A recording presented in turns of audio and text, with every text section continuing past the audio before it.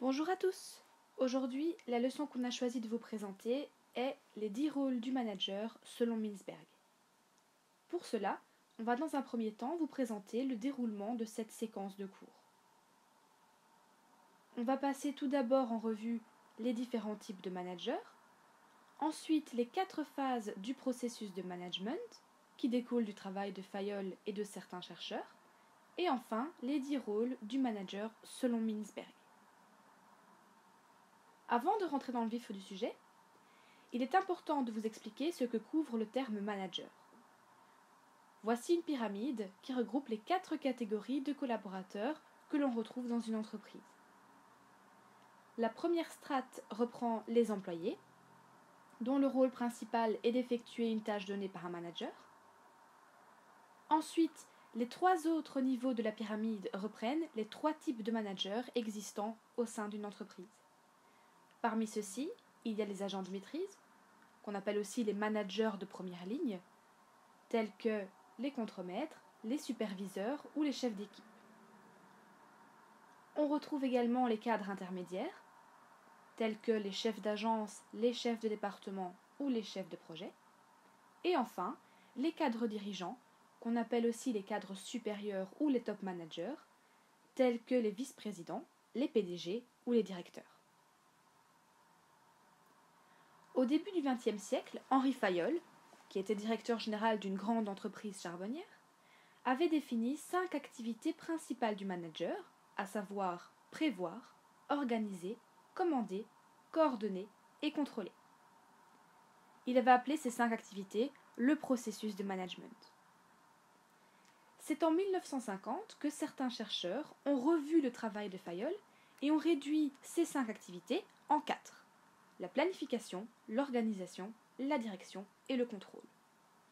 Ces 4 activités se retrouvent encore dans n'importe quelle entreprise partout dans le monde. Cependant, Mintzberg trouvait que ces rôles n'étaient pas suffisamment détaillés et a continué ses travaux pour en dégager 10 rôles fondamentaux. Rentrons maintenant dans le vif du sujet, c'est-à-dire les 10 rôles du manager selon Mintzberg. Ceux-ci sont regroupés, selon lui, en 3 grands axes. Les rôles interpersonnels, les rôles informationnels et les rôles décisionnels. Pour illustrer ceci, on a choisi un personnage qui est manager de projet et que nous nommerons Céline. On va commencer par détailler les rôles interpersonnels qui reprennent essentiellement les interactions sociales, c'est-à-dire les interactions avec les employés dans le but d'atteindre les objectifs de l'entreprise. Parmi ces rôles, on retrouve la figure emblématique, le leader et l'agent de liaison. Le premier point qu'on va aborder à propos des rôles interpersonnels est la figure emblématique, dont les caractéristiques sont les responsabilités sociales, cérémoniales et légales. Le manager devra donc accomplir plusieurs tâches routinières de nature juridique ou sociale. Il sera également une source d'inspiration et une figure d'autorité pour les employés. En effet, un fait concret dans la vie du manager Céline est de devoir participer au mariage de ses collaborateurs, ainsi qu'à des dîners d'affaires. Elle participe également à l'accueil des visiteurs et prend la responsabilité de signer les documents officiels. Le deuxième point qu'on va aborder à propos des rôles interpersonnels est le leader, dont les caractéristiques sont l'embauche, la formation, la direction, le soutien, la motivation des collaborateurs et l'évaluation de leurs performances. La manager Céline couvre ce second point en communiquant à ses collaborateurs les objectifs de performance du groupe. En tant que leader, elle soutient les efforts de ses employés et met à disposition des ressources nécessaires aux employés pour l'accomplissement de leurs tâches quotidiennes. Le troisième et dernier point qu'on va aborder à propos des rôles interpersonnels est l'agent de liaison, dont les caractéristiques sont la communication avec les membres internes et externes de l'organisation et l'aide à la communication entre les collaborateurs. Par exemple, la manager Céline va gérer le courrier ou courriel. Elle organisera également des réunions de sécurité et va gérer les conflits entre les membres du personnel. Après vous avoir parlé des rôles interpersonnels, abordons maintenant les rôles informationnels, dont la recherche et le partage d'informations sont vraiment essentiels. Parmi ces rôles, on retrouve l'observateur actif, le diffuseur et le porte-parole. Le premier élément de cette catégorie est l'observateur actif, dont les caractéristiques sont l'analyse de l'environnement, afin de pouvoir collecter l'information, et aussi le choix des informations pertinentes pour pouvoir atteindre les objectifs de l'organisation. La manager Céline prendra donc connaissance des journaux et des rapports et se tiendra au courant, par exemple, des normes industrielles et des changements qui proviennent de l'environnement externe et interne de l'organisation.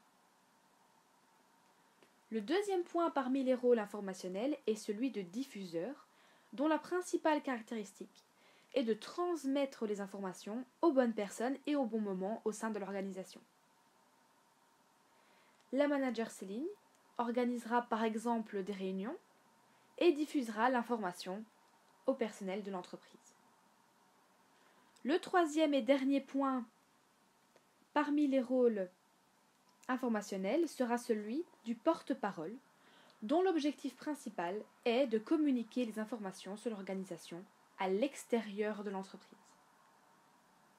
La manager Céline pourra par exemple se porter porte-parole auprès de la presse pour communiquer une information importante sur la création d'un nouveau projet, mais aussi une communication stratégique sur un investissement bien précis, par exemple. On va maintenant aborder la dernière partie des rôles de Mintzberg, à savoir les rôles décisionnels qui, comme le nom l'indique, reprennent les prises de décision. Parmi ces rôles, on retrouve l'entrepreneur, le régulateur, le répartiteur de ressources et le négociateur. Commençons par le premier, qui est l'entrepreneur, dont le rôle principal est d'améliorer les processus de productivité et d'efficacité, mais aussi d'utiliser l'information au service de la performance. La manager Céline peut, par exemple, gérer la mise en place d'un nouveau logiciel intégré et organise le feedback sur la stratégie marketing de l'organisation de l'entreprise.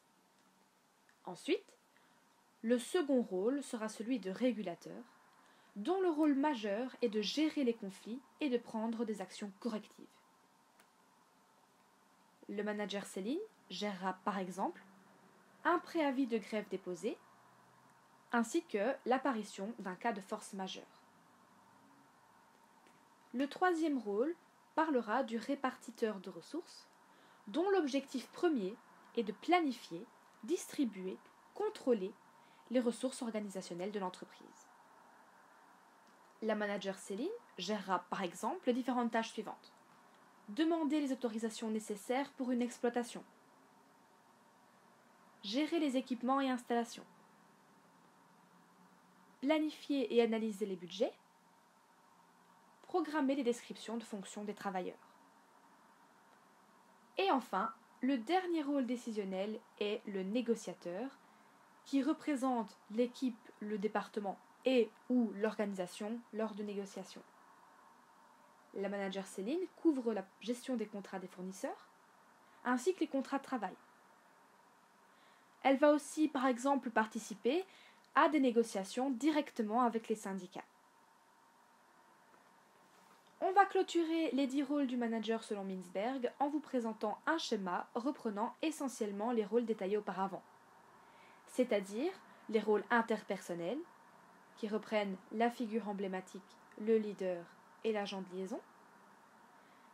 Les rôles informationnels reprennent quant à eux l'observateur actif, le diffuseur et le porte-parole.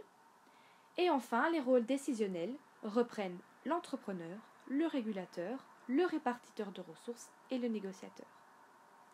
Merci à tous pour votre écoute. Au revoir.